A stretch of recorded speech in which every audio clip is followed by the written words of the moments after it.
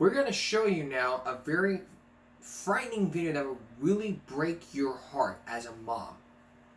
This father is on trial for murder. It was all because of a treadmill. What you're about to hear is very, very disturbing, along with the video. Could you ever imagine a 6-year-old running so fast on a treadmill he'll keep falling and falling, and the father keep pushing to just keep on going? You'll also get to hear the mom testify against the dad. So what was going on? A warning. What you're about to see is very disturbing. Here's Les Trent.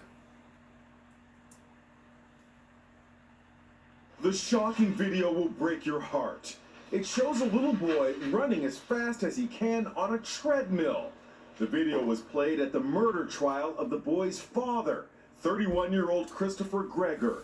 Little Corey was an adorable youngster, but his father allegedly thought he was fat and forced him to lose weight by running on the treadmill in the gym in their apartment building in Barnegat, New Jersey. Corey's mother broke down in court as the tape was played, watching her son fall off the treadmill.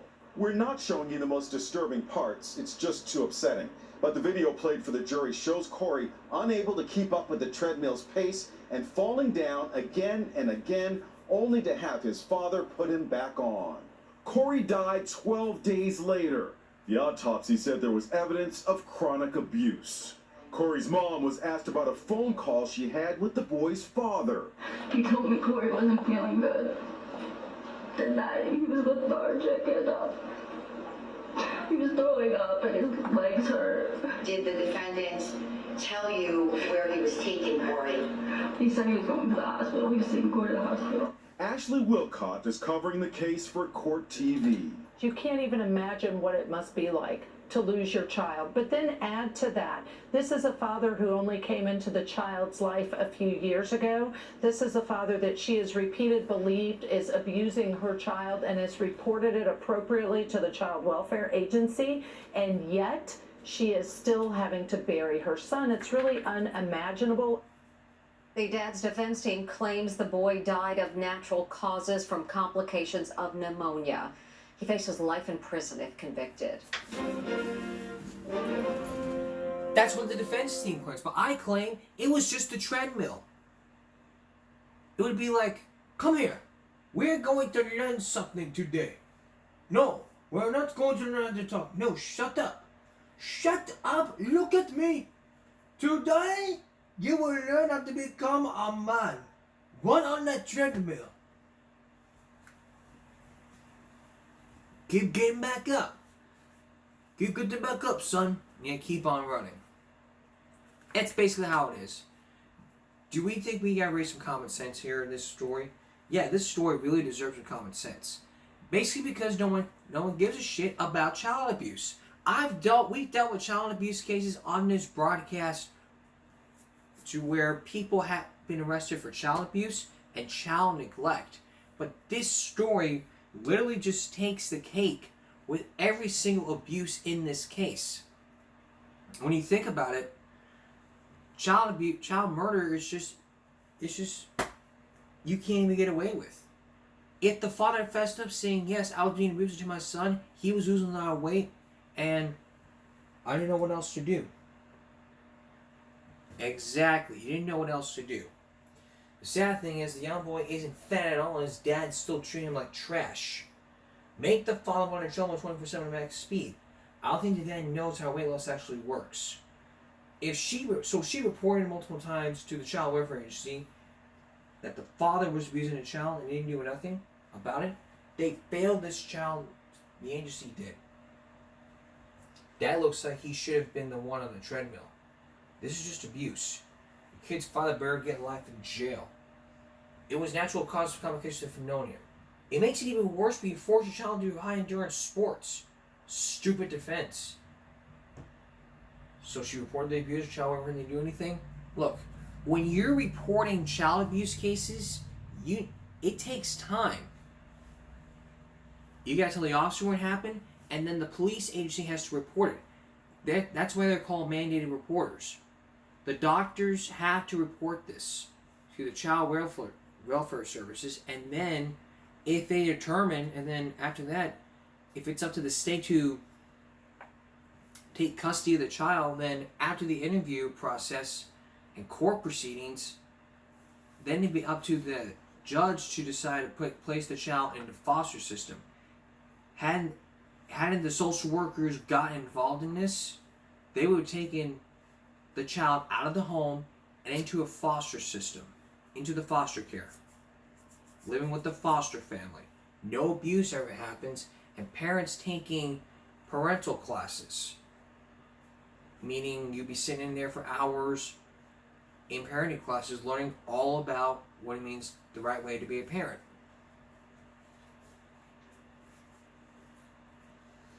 And I'll tell you who won't do that. My nephew. Because if my brother would make my 6-year-old nephew run on that treadmill, I would say, what the hell's wrong with you, man? You can't be doing that shit. You want him to exercise? That's not the way to lose weight.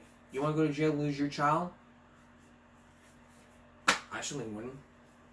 I would not do that. Are your libraries safe? Lisa Guerrero is going to explain. And later on, you can't talk about it. From pregnancy, to food safety, to tigers, to paying for your own mistakes, to even using steroids. Stay with us. Here's something to think about. Could you ever imagine ordering a DoorDash order and all of a sudden the DoorDash delivery person exposes himself and he doesn't realize it was caught on camera? You're about to see that footage happen. You also get to meet the woman who ordered that DoorDash as she tells a horrific story about a DoorDash driver exposing the food on camera. Here's Bianca Bruno.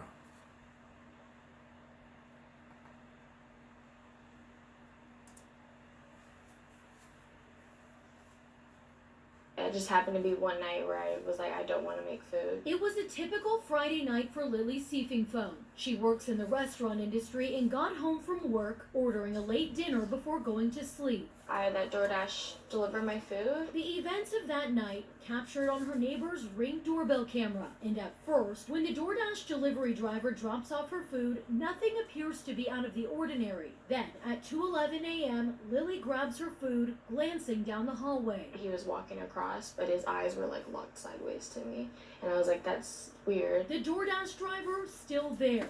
Her stomach turned. And so I locked both locks of my door. Then she went to sleep, never expecting the news she would get the next morning. I got a message from my neighbor across the hall that has the Ring camera, and he told me like, hey, this is what happens. At 2:16 a.m., the DoorDash worker was back, masturbating at her front door. Just disgusted, violated, just uncomfortable.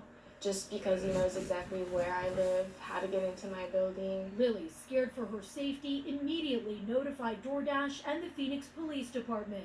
The initial response she got from the company said that he was removed from any of my future orders. Just yours. Just mine. A DoorDash spokesperson telling 12 News in a statement that was a miscommunication, claiming he was deactivated right away. Days later, Lily got an updated response from DoorDash saying the delivery driver was removed from the platform, offering her a $15 credit. As for Phoenix Police, a public information officer tells 12 News detectives are actively investigating the case, working to establish the appropriate crime that was committed, along with identifying the person responsible. Situations like that could get worse. Had he just been standing at my front door waiting for me to get my food and like just push into my apartment. Lily says she's thankful she's okay, but believes this man's brazenness is an indication this wasn't his first time, hoping an arrest is made soon. Hold him accountable for what he did.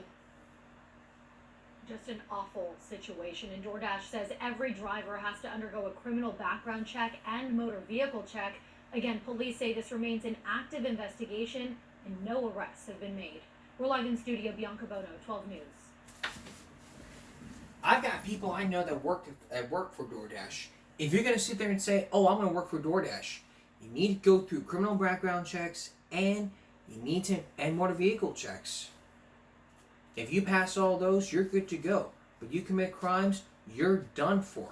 So please, don't expose yourself on camera. Don't expose yourself. Be a DoorDash driver. and make some good tips, make some good money. Even then, you can be safe, and even then, you can be safe and know that it's wrong to do so. It is very wrong.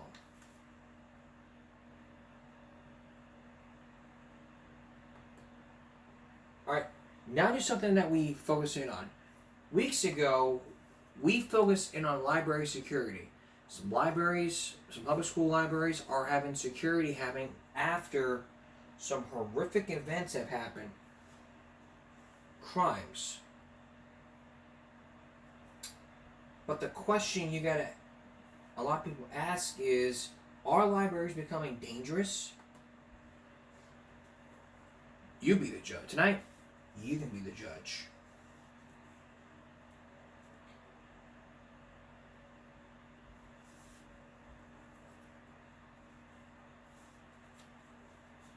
Here's Lisa Guerrero.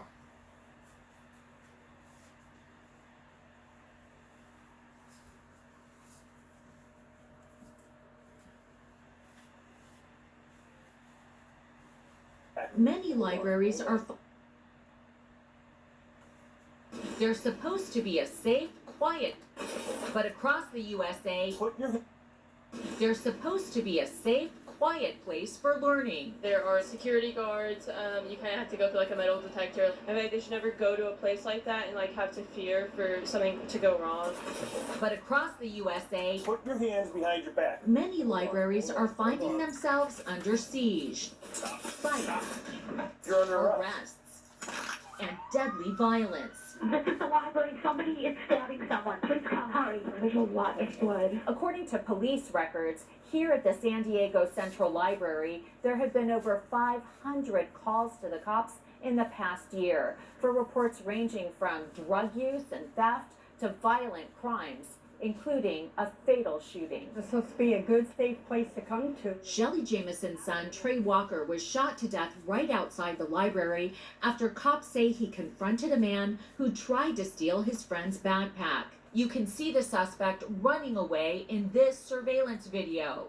He's pleaded not guilty. A mother would think that the library is one of the safest places to be. I mean, it's supposed to be, just like schools are, especially with armed security. It's supposed to be safe.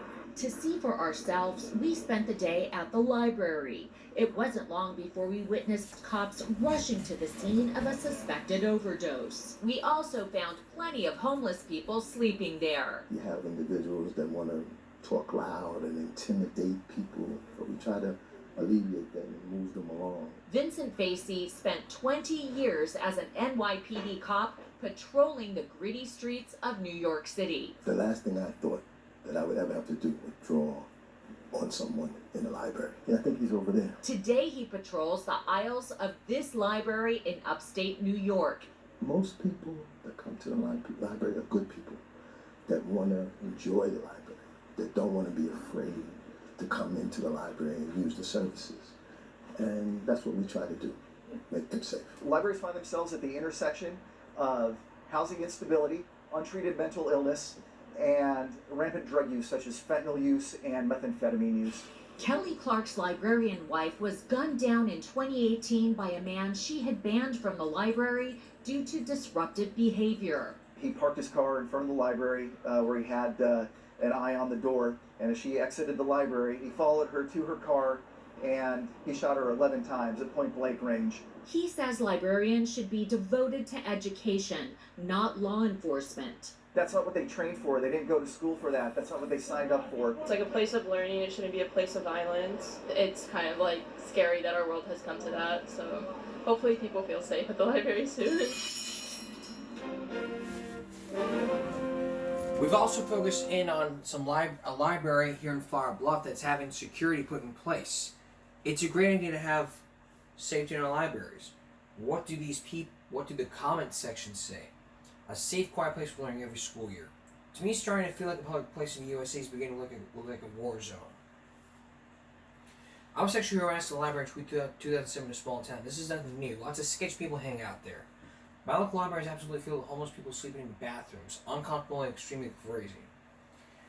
Libraries are supposed to be a place to read. There's not a place to sleep. If you are homeless, you go to a shelter. But nowadays, these homeless shelters are being used as a breeding ground for drug addicts.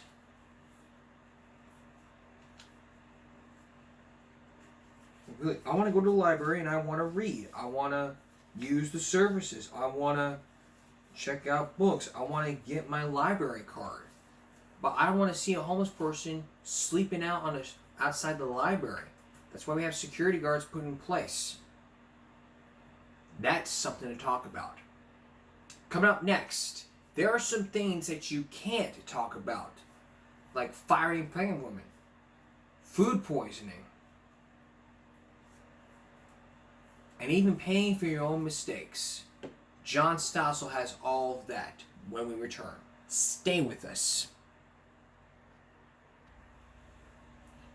Now we're going to talk about some things that you can't even talk about. You can't even talk about it. Even out on the street, a woman at your office is pregnant. She's going to miss some work and cost the company money. So, is the company free to pay her less? Or even fire her? Oh, wait. I'm not even allowed to say that. Here's John Stossel. Carrie Lucas is a working mom, vice president of the Independent Women's Forum. She's a writer, and sometimes she's on TV debating issues. These lawsuits, I don't think are going to accomplish much. Last summer, Carrie became pregnant. Again. This will be my third maternity leave in 4 years, and it does mean that I have to take time off. Oh my goodness. Holly Waters took time off too, years ago when her daughter was born. But she didn't want to take that time off. When she became pregnant, she was a sales consultant for the drug maker Novartis.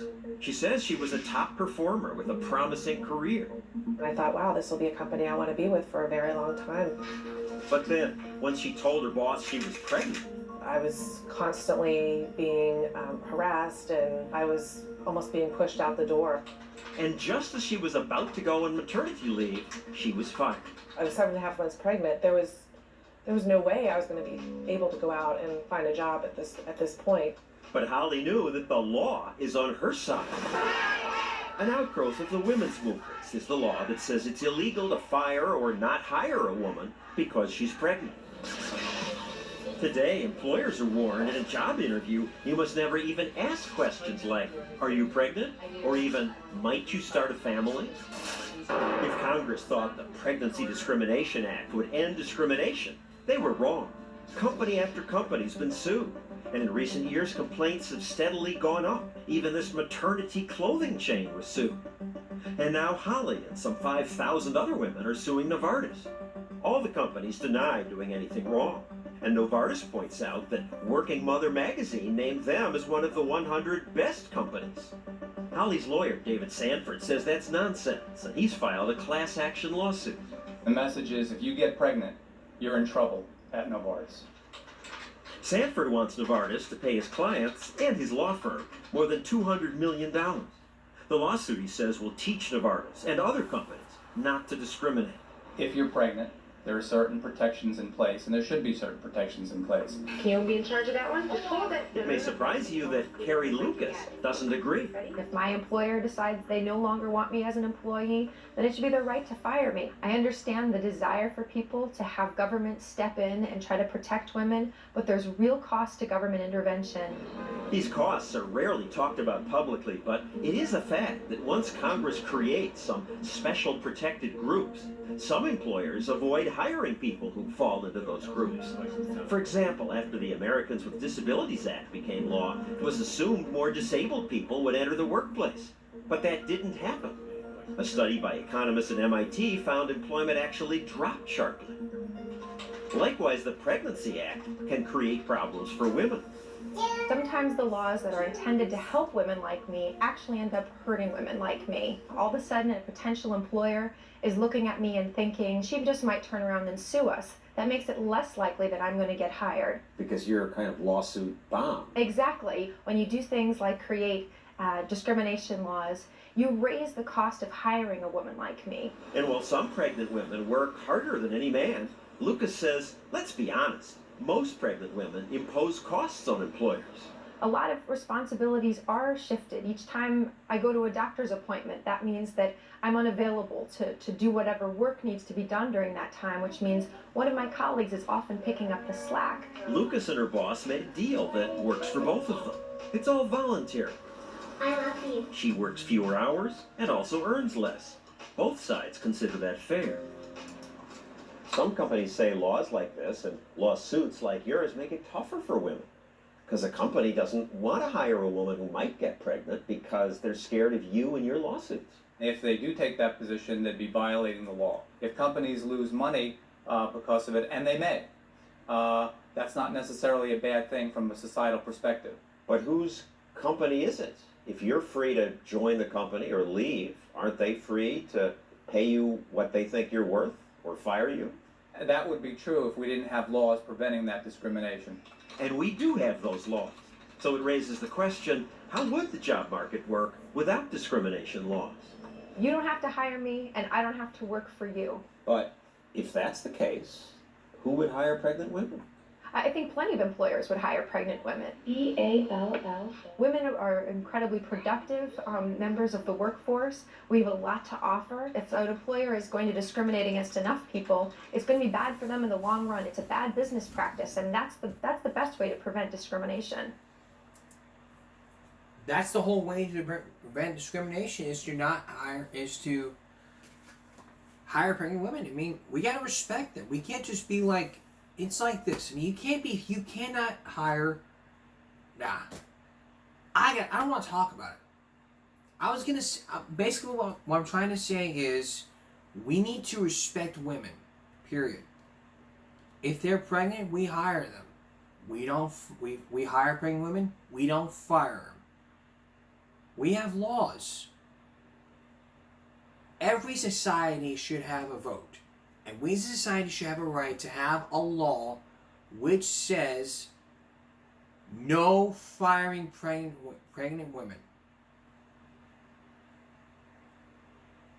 You do that, yeah, you're in trouble.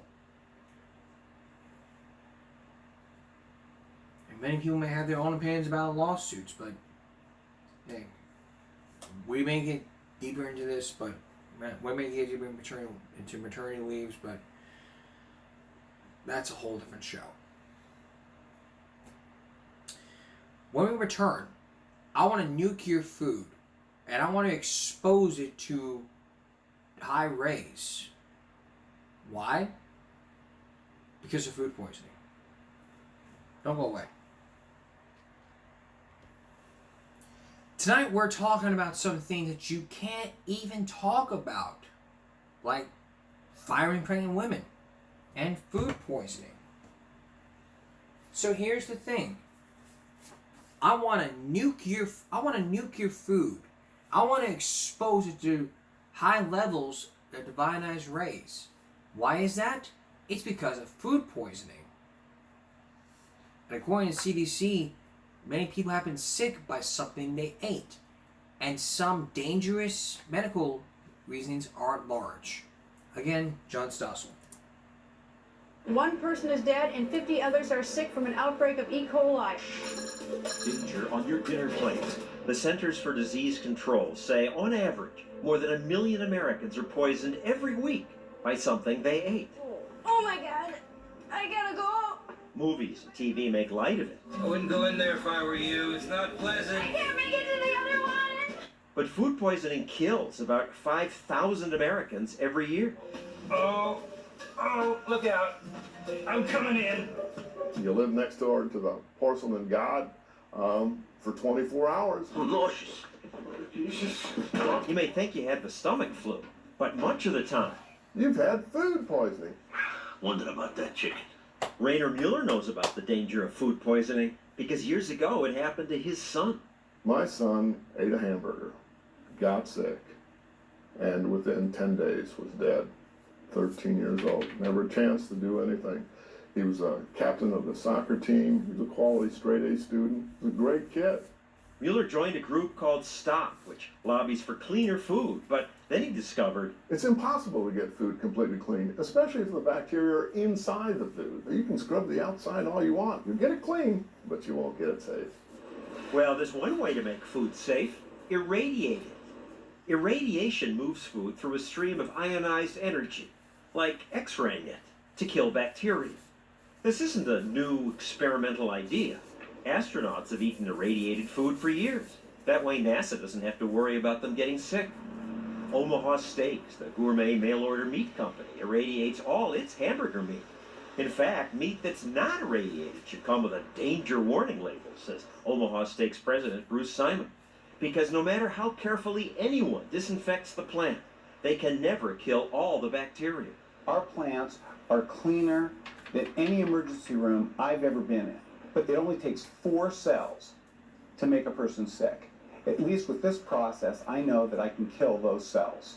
The salmonella scare is growing tonight. So, with so much foodborne illness, why doesn't America irradiate more food? Because radiation scares people, partly because of Hollywood fantasy. Everyone I touch is poisoned. You hear irradiation and you think nuclear energy and you think meltdowns. Ruth Kava works for the American Council on Science and Health. Chernobyl, 3 Mile Island, all those, and yet it's nothing like that.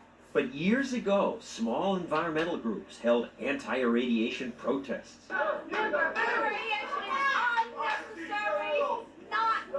They were very good at getting noticed and at getting other people to worry. Stop irradiation! One protest group is Food and Water Watch. Its director recently wrote Zapped: Irradiation and the Death of Food. She claims irradiation can cause Cancer, premature death, lower body weight. Her organization cites impressive-sounding statistics to back her claims. But when we looked at one study, we saw it said, no adverse effects. No adverse effects on survival or body weight. Well, there's a large body of evidence that shows that lab animals experience these problems. The author of another study she cites wrote back saying, your statements are a collection of half-truths, misunderstandings, and misinterpretations. The author of the study works for a facility that gets government money to basically promote irradiation. So the author of the study doesn't understand what his own study shows? You're scaring people stupid about something that would save lives. What my organization does is informs people so that they can make their own decisions about the food that they eat. The scaremongers also say irradiation destroys the quality of the food. But you can't really irradiate a fruit or a vegetable enough to kill the bacteria unless you want it to turn into mush. It's been described as smelling like singed hair, tasting like wet dog. That is nothing but lies, say irradiation companies, and they irradiated all these foods for us. They don't look like mush, and they don't smell like singed hair or taste like wet dog. Tastes good to me. We have some irradiated papaya here. You want to taste it, see if you can tell the difference? No, I'm not interested. We offered both types of papaya to lots of people, and many preferred the irradiated one. That's much better. That was a lot sweeter, I'd say. It may taste good. It might prevent millions of cases of food poisoning. All these major organizations, staffed by real scientists, say it would save lives. But scare groups like this have been so effective that today just a fraction of 1% of beef and poultry is irradiated. We should be getting rid of the unnecessary causes of death that are easy to take care of. Food irradiation could help do that. I mean, seriously, what's wrong with you pay for your... What's wrong with radiation? What's wrong with it? If you don't want to talk about it, don't talk about it. But irradiation is good. It can help kill bacteria, but not lose the flavor. I should know. I cook, and believe me, irradiation is always good. Even rather than you paying for your own mistakes. Coming up, you need to pay for your own mistakes instead of us paying for your mistakes. That's something you can't talk about. Stay with us. If you were to pay for someone else's mistake, you'd be wasting your tax dollars on that somebody who made a mistake instead of telling that person, hey, you rock climber, you pay for your own mistakes. And yeah, you pay for your own mistakes. All you people out there that want to take dumb risks and expect the rest of us to pay for your stupidity. We shouldn't have that happen. We do not need to be paying for somebody else's stupidity. You break it, you buy it. You want to be stupid? You pay for your own stupidity instead of having us taxpayers pay for your stupidity. Dumbasses, here's John Stossel. They're coming over right now. Most every day, rescuers take heroic risks to save someone, somewhere in America. The rescuers helicopter hikers off Grand Canyon ledges, surfers out of the Pacific, mountaineers stranded on snow-capped mountains. Sometimes rescuers trying to help others put their own lives on the line. When climbers in Mount Hood fell into a crevasse, a military helicopter flew to the rescue and it crashed. And we're watching a rescue of a rescue. They even risked their lives to save people who want to kill themselves, like the man who tried to drive his minivan off this cliff, but then got stuck. Often the rescued are adventurers who are in trouble because they took foolish risks. I fell down the hill. I really don't know what happened, but I luckily got stopped by a tree before I fell off. Some hike into treacherous weather like this with no warm clothing. The only way out? By helicopter, on a stretcher. The internet is crammed with examples of risky behavior. Some people go biking on the edge of a mountain. Be careful, that's a hell. Oh my God. There you go, first fish. Oh, yeah, look at that. Even mundane sports are treacherous if people are careless. Every winter, people go ice fishing in Lake Erie. On this day, a TV crew went along as this group in an airboat went over this crack in the ice. Yeah, that's a crack that's always there every year that never heals up real good, so that's why we use airboats, so you go home at night and see your kids. But most of the fishermen didn't use airboats. They went out on four-wheelers or by foot. That's risky if the wind were to open that crack in the ice. We see a big colony of guys that took their four-wheelers out here in a wind like this. That's not really a smart thing to do. That crack's going to get bigger and bigger as the day goes on. It sure did. Just a few hours later. The crack that we came across is now 20 feet of open water. So how are all those fishermen going to get back? 911, where's emergency? There's a 50-foot gap between 600 and the shoreline. There's probably 500 guys out there still. 21 government agencies responded to the rescue request. The good news? No one drowned. And the fishermen were happy. This is what it's all about right here. But hadn't they taken a foolish risk? This morning the ice looked bad. Going out, a lot of people said we wasn't going to go out, you know. When everything looked bad, we decided to go out anyhow. I'm a little bit upset right now with what I see going on. Sheriff Bob Bratton was angry that people ignored the weather. There's no section of law about stupidity because they could all be arrested today for that. But Randy Hayes defends taking his four-wheeler onto the ice. You take a chance every time you go out there. But on this day, there was that strong offshore wind. There's wind, there's cracks. It's just something that we deal with. You're tying up emergency services. A helicopter that'll be coming over by Coast Guard, $4,000 an hour. The rescue cost more than $250,000. Sheriff says you guys should pay if you get rescued. I'm not for paying. I'm not for paying if you're lost in the woods. This is America, and I believe that, you know, we all jump up, we help each other. Why shouldn't people pay?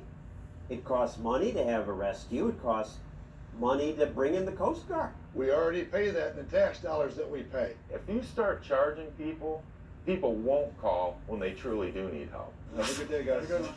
I learned later that that's bumped. New Hampshire still gets calls for rescues, even though it charges reckless people. Since 1999, we've been billing people, and they keep calling.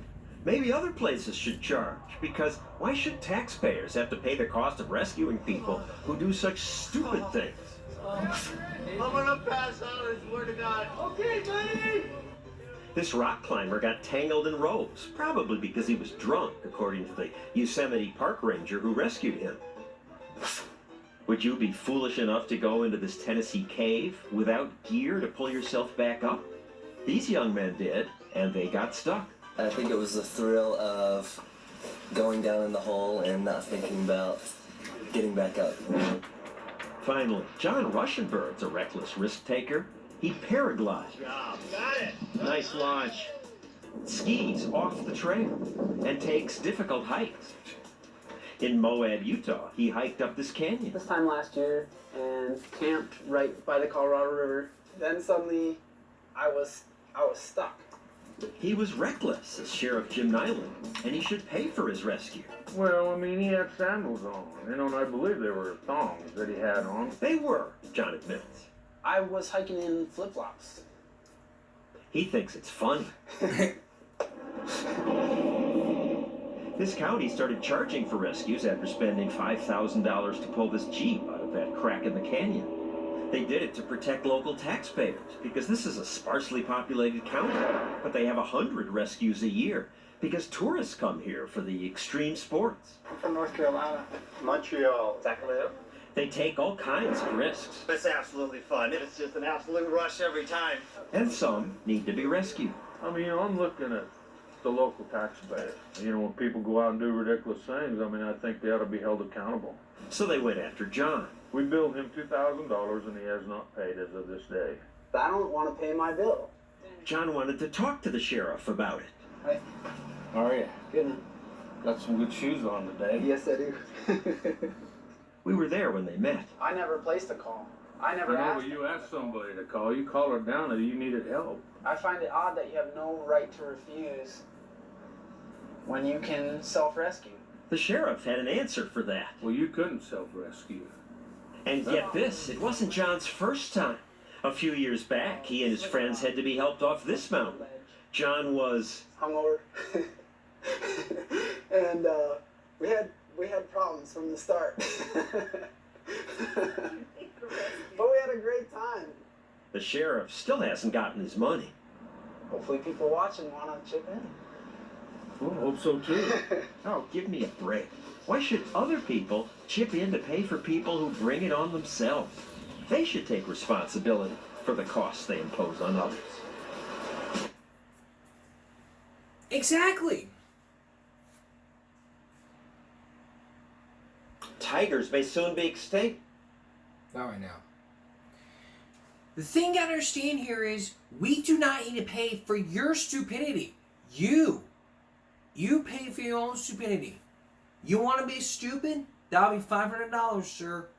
We want to rescue you from doing something very dangerous. You want to take risks? Okay, we're gonna add $1,000 to your fine. That's $1,500 total. I expect a payment by this day. Otherwise, I'm taking you to jail. That could be a class action lawsuit, but we do not need to pay for your stupidity. You pay for your own mistakes. When kids spray graffiti on school grounds, you know what they make them do? They give them detention. You know what else they make them do? They make them clean the damn wall. Not the teacher's fault, the student's fault. Remember the episode Everybody Hates Chris where this person sprayed graffiti on the school wall and everyone blamed Chris? It was not Chris, it was Chris's friend. No, not Greg, the other one. There's a lesson to be learned. There's two lessons to be learned in that episode, actually. One, you don't take the fault of somebody else. And two, you need to pay for your own mistakes. Don't take the fault of somebody else.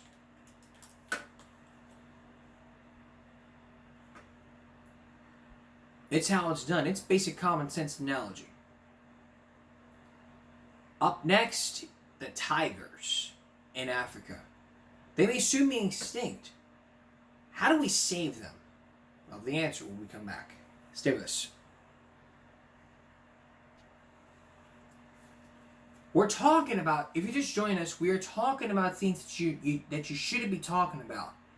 From pregnant women, to paying for your illness, to food poisoning, to even us taxpayers paying for someone else's stupidity. Now, tigers, we've all seen them in South Africa and in the jungle. They may soon be extinct, like making fur. How do we save them and other endangered species? Here's an answer for you. Let's eat some tiger.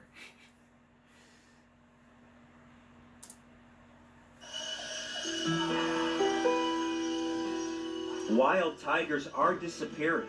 There were once 100,000 of these grand animals. Today, just a few thousand survive. They're disappearing because poachers kill them for their skins. And mostly, they get crushed tiger bone, which is made into a paste that's supposed to kill pain. We have a situation here.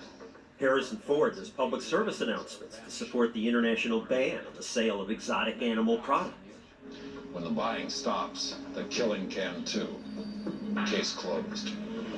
But the case isn't closed because outlawing buying and selling hasn't worked. The international ban's been in effect 33 years, but the population of wild tigers has continued to shrink. This tiger is in New York's Bronx Zoo. If we continue the current approach of no killing, no trading, I think the tiger is doomed. Terry Anderson of PERC, the Property and Environment Resource Center, points out that governments have repeatedly failed when they tried to save animals by banning their sale. PERC says the opposite. Let people own wild animals, farm them, and sell them. Hi, guys. That's what saved the bison. High in the mountains of Montana, Pam and Craig Knowles raise bison. Hey, Willie Bully. To give him oats? Yeah, I gave him some. Millions of these animals once roamed America, but 100 years ago they were almost extinct. Why? Because no one owned them. No ranchers like the Knowles had an incentive to protect them. People just killed them and sold their hides. There were a few trappers who saw what was going on and said, this is wrong. Here's an animal that could provide the entire country with meat. So people began to fence bison in and eat them. Now America has 500,000 bison. That's a way to save animals. Does America have a shortage of chickens? No, because we eat them. Do we have a shortage of minks? No, because people have a reason to protect them. Of course, Hollywood portrays people who own rare animals as evil. They got tiger meat, bush meat, monkey brains, albino cobras, anything you want. Obviously, this must be stopped. But this is simple-minded. Look at the real world. In Africa, rhinos were disappearing. Poachers killed them for their horns. African governments banned poaching, but this did little good. We're talking about countries, governments, and police forces that are often involved in the poaching. Some government game wardens took bribes or slept on the job. It was a complete failure. Wildlife was disappearing everywhere. Species were disappearing from large areas. Brian Child spent years in Africa trying to save the rhino. What finally worked, he said, was letting landowners own them and make money off tourism. Suddenly, each tribe had skin in the game, an incentive to protect its own rhinos. Those indifferent security guards became fierce protectors of their tribal rhinos. Terry Anderson asked one, "What happens if you catch a poacher? Do you kill them?" He said, "No, we don't kill them. We just beat them up badly enough they go back to their village and don't ever come back." These people don't tolerate poaching because they want to keep the animals alive. They allow hunting, they allow photography. That is the way to save wildlife. And it's worked. There's a lot more rhinos alive on private land, where there were no rhinos 50 years ago, 40 years ago. Right now in China, thousands of tigers survive only because some tiger farms protect them. These farms exist because their owners hope that next year the Chinese government will lift its ban on tiger sales. But that would be terrible, say groups like Conservation International. Judy Mills is their wildlife trade advisor. Why not let people have tiger farms? There is no need to farm tigers. But why not allow people to? At least we'll have some tigers. Let me tell you about a survey that we did recently in China, which showed that 90% of Chinese people actually support the ban. Well, it's nice that they said that, but half the people in your own poll also said that they'd consume products that they thought contained tiger. We know that Chinese people believe that having a bottle of tiger bone wine in the cupboard, is a nice thing to have around in case somebody has some aches and pains. So what does it matter if they say, we like the ban, but we're going to use it still? They support the ban and they see the greater good in keeping the ban in place. Your method isn't working. Our method is working, but to a certain degree it hasn't had a chance to work. How long can we wait? Mills claims the ban's worked in America. It is illegal now even to sell medicines that pretend to contain tiger part. But even in relatively law-abiding America, we easily found these products in my town. Your head's in the sand. Dream on. The bans have worked tremendously. By my calculations, more than 2,000 tigers are still alive in the wild today because of the ban. Oh, please. Thousands more have vanished because people are not allowed to own and sell tigers. It's quite the conceit that few conservation groups think a government decree can get 1 billion plus people to just change their culture. The demand is there by people for thousands of years who have felt that this is a useful medicinal product for them. That isn't going to go away. So it makes sense that farming tigers will meet that demand. But Judy Mills wants no part of that. You didn't drink the Kool-Aid with these people at Perk, did you? Yes, I did. Did you? I found them totally convincing. Because I don't think you can stop human nature. I think the evidence is that where they farm animals, they have kept them alive. Believing that farming tigers and reopening trade in their products will somehow save wild tigers is magical thinking. Magical thinking? No. It's already worked with elephants in Botswana, rhinos in southern Africa, and the bison in America. So to save animals, eat them and sell them? If we make animals a marketable product, they will be saved. That's something you probably can't talk about. Killing animals. Here's something I'm not... I mean, that's something you can't even talk about. I mean, why even kill an animal and then eat the animal? I mean, I would not even eat a tiger. I never had a tiger before. Even if I had a tiger, it wouldn't even taste the same as from a cow. I mean, we eat bacon, which is from pigs. We eat chicken, which is from chicken. We eat steak, which comes from a cow.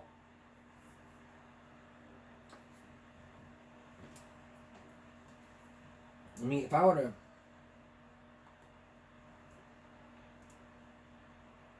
pull up the meat chart from the cow,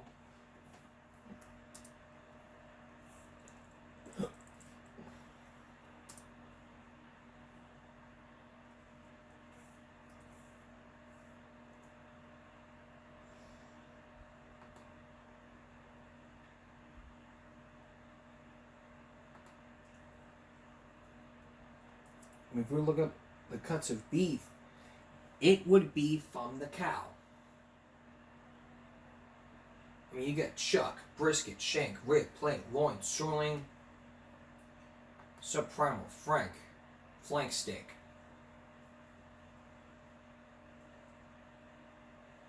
That's the prime rib roast. That's the hanger steak. That's the short rib. That's the tri rib. That's the beef shoulder. That's the top sirloin. That's the brisket. That's the bottom round. That's the filet mignon, split steak, top round, flank steak, beef shank, ribeye, strip. All this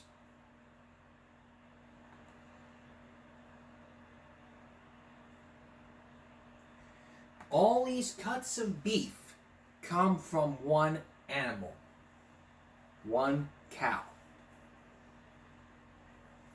All that's from the cow. We slaughter cows. We eat the meat.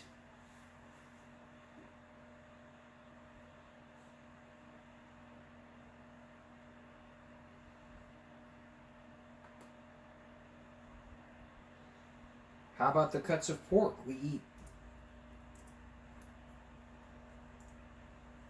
I mean, look at the,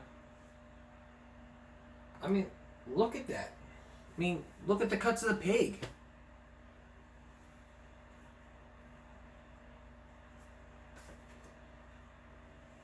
We farm cows, we farm pigs in different American farms. So what are people to say that we can't farm tigers? I mean, eating a tiger, if we were to eat a tiger, it would be illegal here in America and every country.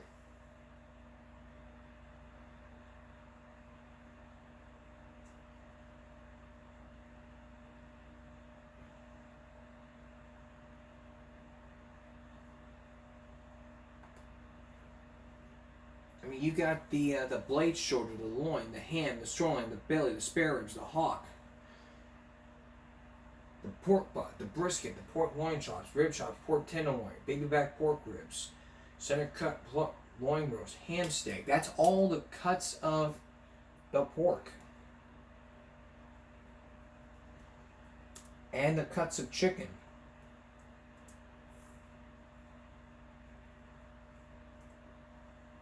I mean, we all know the cuts of chicken. We all know the cuts of chicken.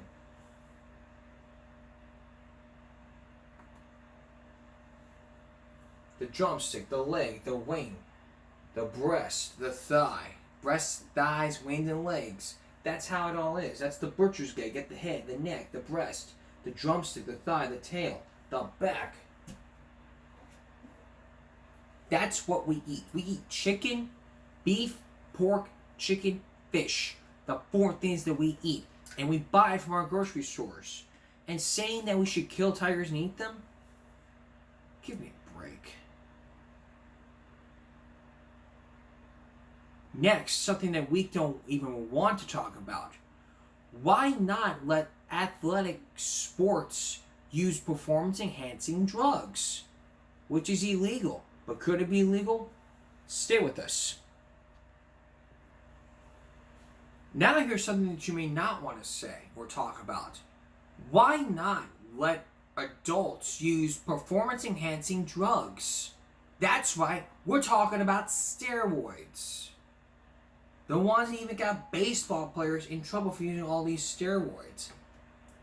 But we can't even talk about it, so we're talking about it right now.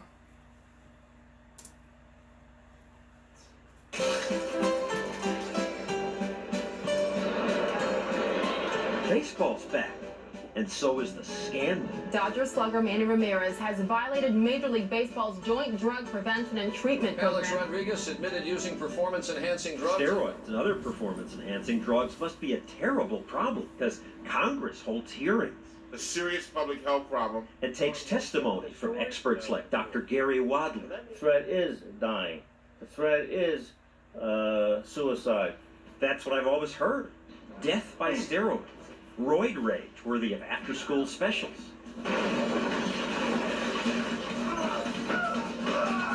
But Dr. Norman Faust says, wait a second. The horror stories about the medical claims, some of them are just frankly made up. Dr. Faust, a bioethicist at the University of Wisconsin, says the anti-steroid movement is filled with hysteria and hype. Steroids were blamed when wrestler Chris Benoit killed himself and his family. Prescribed testosterone for the pro wrestler previously. You think it's fake? I was told that steroids drove this wrestler to hit me, and that steroids gave NFL legend Lyle Alzado brain cancer. Faust says it's bunk. There's no correlation between steroid use and brain tumors? Correct, none. To my surprise, Dr. Wadler admits that's true, though he does say, I believe that the likelihood of anabolic steroid abuse being associated with heart disease is real. But he has to use words like likelihood and associated because unlike, say, the proven relationship between smoking and cancer, there are no epidemiological studies that show that steroids cause heart disease. It's not that steroids are perfectly safe, but all drugs can cause problems. You ever look at the label on Advil? It's associated with asthma, blisters, shock. I mean, every drug has side effects. That's right, and we have to make a decision as to what the risks versus the benefits are. But why single out steroids? We let people take unnecessary risks all the time. We allow people to eat junk food. People everywhere take enormous risks, way greater than even the hyped up risks of steroids. Every adult should be able to do whatever they want, as long as they're not hurting anybody else. Come on, John, do your biceps, man. In American gyms, you often find oversized people like these two. Clearly, something extra natural made you this big. But yeah, there were chemicals involved. But Bodybuilders George Smalley and John Romano admit they've taken steroids. They know that there are side effects. hair loss, acne, even growing male breasts. But Romano says, so what? It's his body. I had my boobs done this year. You had surgery? I had them cut out, yeah. Women have them put in, why can't a guy have them taken out? The known side effects are either minor or reversible or not life-threatening. Have you had any side effects or anything that you have complaints about? No. Dr. Foss says the side effects would be minimized if steroids were legal. If athletes are going to use these things, it would be better to have them on the table where informed doctors can help them get the right drug with the right dose and the fewest side effects. Bring it out of the darkness so doctors can supervise properly. No, I don't think you supervise the abuse of a drug. And I know there are people out there who strongly feel that I'm misguided. I totally disagree with them. If steroids are such a terrible threat, can Wadler list the high-profile deaths, heart attacks? Where are the bodies? I'm not going to give you that information. I don't have that at my fingertips. The Chris Benoit roid rage killings? The medical examiner later said there's no evidence that testosterone he took caused the crime. Steroids can increase aggression in some people, but the overwhelming examples of criminal behavior by professional athletes has nothing to do with steroids. Health risks aside, what about fairness? If more athletes took steroids, wouldn't that destroy the honesty of sport? It still feels like cheating. I don't know why you would think this is cheating any more than the 100 of other things athletes do to enhance their performance. Janet Evans won a gold medal in swimming and bragged about a greasy swimsuit that she was quite sure had a lot to do with her victory. My eyes are stable, my game's a lot better. I feel pretty good coming in. Tiger Woods had surgery that gave him 20/15 vision. We let athletes sleep in hyperbaric chambers. Tiger Woods did have LASIK eye surgery. Sport is nothing more than an activity governed by rules. Rules which are totally arbitrary. And if you don't want to play by those rules, don't play. So why are you defending arbitrary rules? Because abuse represents a significant risk to health and, in fact, enhances a criminal element. There's only a criminal element because zealots like you have so insisted on making it illegal. I am not a zealot. I think people who have taken the opposite point of view, in fact, are the zealots. There's so much hypocrisy around this issue. In this Rocky movie, only those nasty Russians use drugs. Rocky trains in a barn. He's all natural. That's the message of his movie. Yeah, but it wasn't true. In 2007, Stallone was caught smuggling human growth hormone. And if you play by the rules, this country is truly open to you. And Governor Arnold Schwarzenegger supports the steroid ban. But he used them. Did you take steroids? I took them, yeah, up until the competition. Now his state will jail others for doing what he did? Come on. If baseball or the Olympics want to set their own rules, fine. But why is it the government's business? This is the Constitution. It doesn't say anything about baseball. As far as I'm concerned, this is part of our duty to protect the American people. These young teenagers commit suicide. There's no evidence of steroids producing suicidal behavior. You guys just want to get your faces on TV. Well, I know that the only reason you're saying that is to get us upset, but the fact is that we're doing this to help out young children. There's so much more dangerous substances out there that kids are abusing. Alcohol, drugs, tobacco. Why aren't we as a nation, as a society, focusing on the more dangerous things and putting less focus on esoteric things like big arms? We won't know till we know. Now, we've saved the most important question for last. It's an issue. It's just like this. Sports can have a rule saying you can't use steroids. But we, as a society, if we were to have a law like no steroid, like every state should have illegal steroids, that can be true. Try Googling states that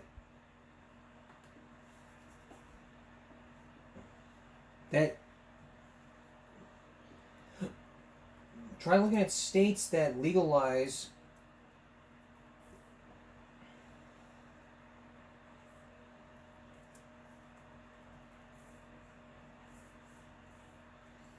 legalize steroids. I mean, we have laws saying you can't bet on sports. I mean, it's illegal to use steroids. I mean, are steroids legal in the States? Is abusing steroids legal? Yes. It's illegal to use steroids without a valid prescription or distribute them. Steroids are scheduled illegal substance under the Controlled Substance Act. Steroids are a controlled substance. That's illegal. And you do illegal things, you go to jail.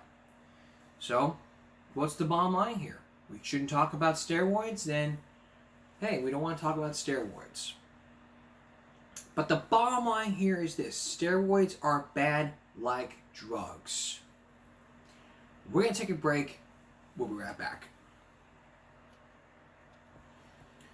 Finally tonight, the most important question that was saved for last.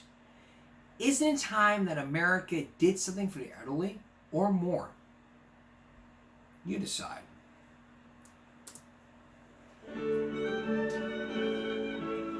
At this retirement community in Palm Beach Gardens, Florida, people live a pretty good life. It's absolutely carefree living. With manicured grounds, an elegant swimming pool, fine dining room, La Posada made Forbes' list of America's top 10 ritzy retirement communities. What's the cost to buy in? Anywhere between $350,000 to $500,000. Well, we paid more because we have a villa with our own garage. Glad to be home. And even though these folks are doing quite well, they get a bonus. Thanks to Medicare, you pay for most of their health care. Medicare, I think it's the most wonderful thing. One of the best things this country has done. You ready for us? It's not a surprise that they like Medicare. Hi, girls. Everyone likes getting free stuff. Hello. And Medicare often makes going to the doctor just about free. Some of these folks go all the time. Love coming here. Oh, that's our social life. So sure, the seniors love it, and why not? I'm on page 8 of the case. Harvard Business School professor Regina Hertzlinger says Medicare cheats the young.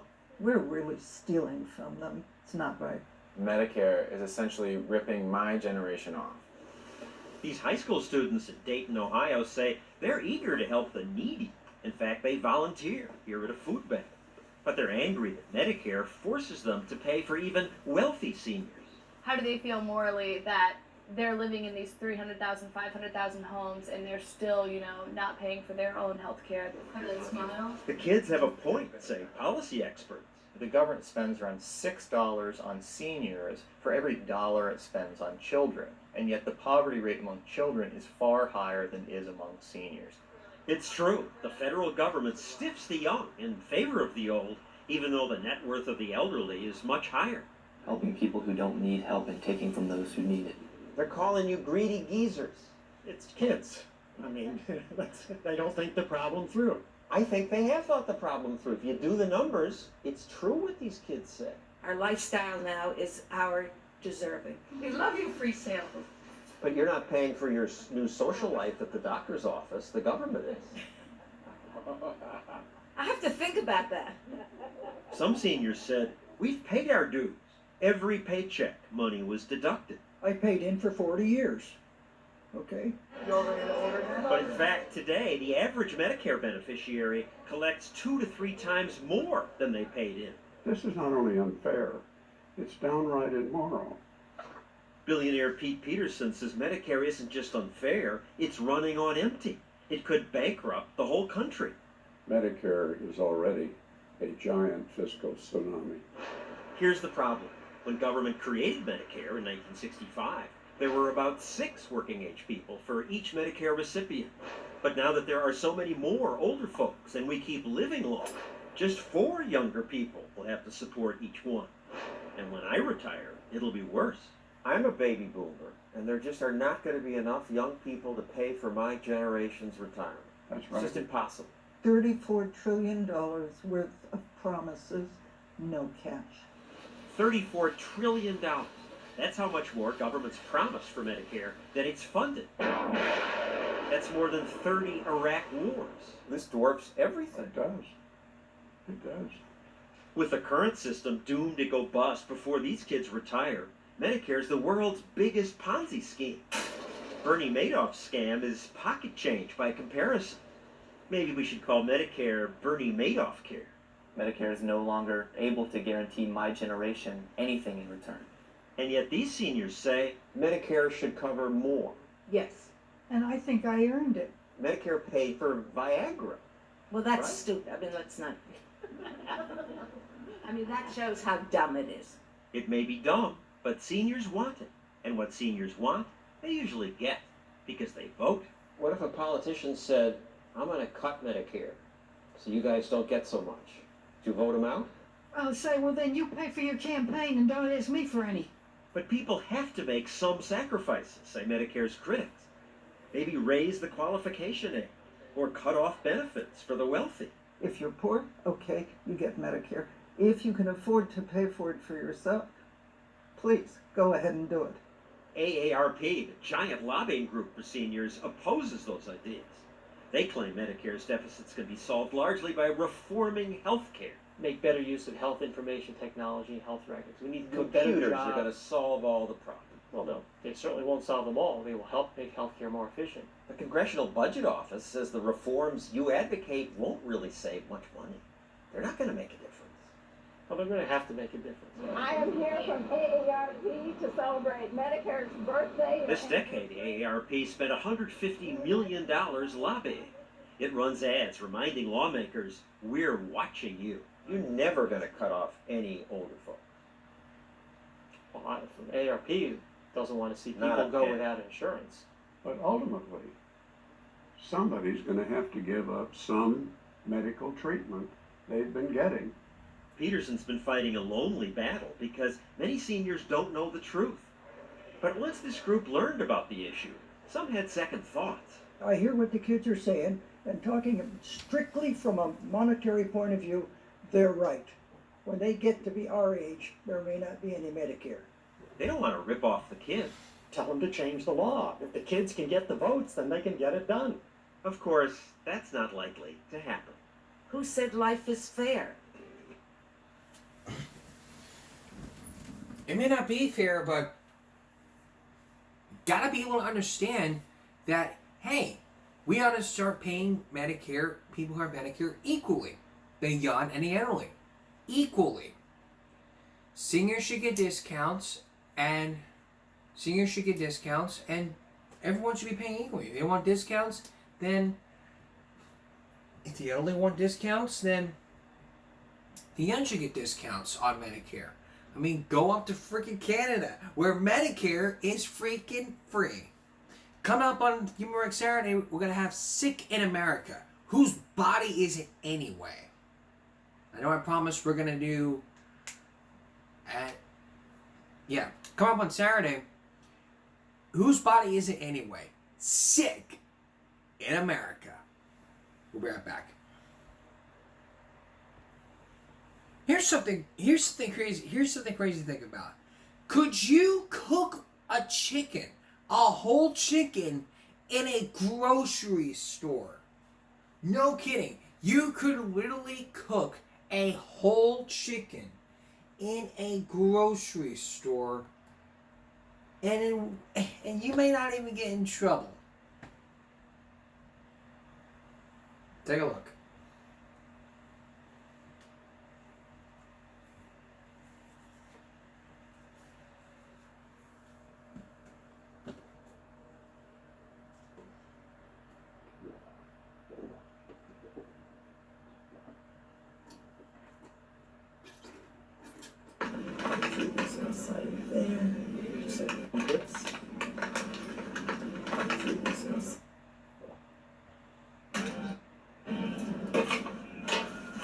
And you just open that chicken up in the grocery store?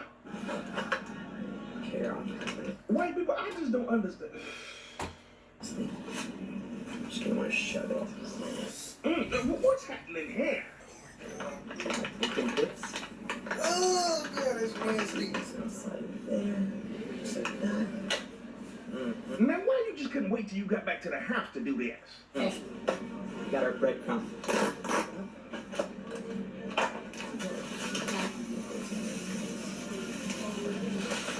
And who on shift at the grocery store? Because y'all don't see what's going on in there? Really garnish the thing. Final touch. Look at that. These onions.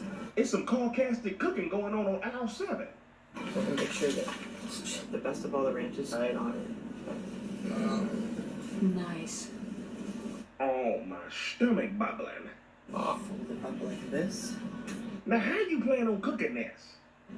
Wrap it. Oh god.